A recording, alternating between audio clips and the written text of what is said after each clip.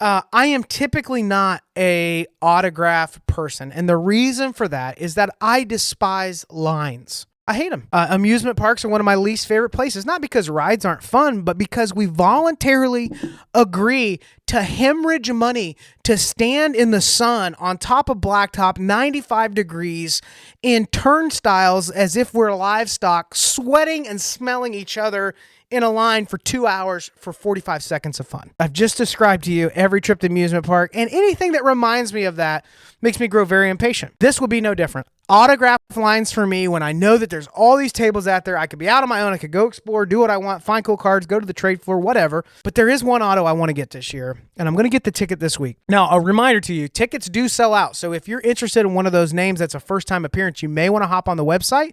You can purchase your ticket ahead of time, but they will sell out at a certain point. But I have been working on the 1969 top set for like over a year now. There'll be a month or two where I'm adding to it, and then a couple months where I don't. One thing I'm trying to do is do something unique with all the stars. I'd like a high grade on each, 6 or better.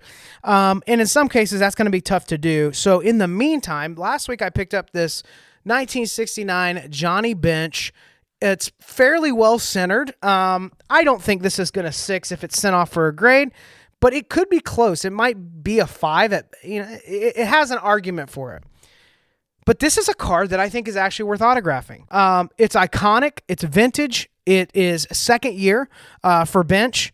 And it's a lot of times the picture that the image that most people think of because his rookie card was that dual, landscape. So it's one of his more iconic cards. There are cards where it will not make sense value-wise, if we're going from that approach, to get signed. I can think of very few Pete Crow-Armstrong cards that are pack-pulled, that there is a significant value add at $200 for the autograph. It's just going to be tough for it to do that for the card. It would have to be unique.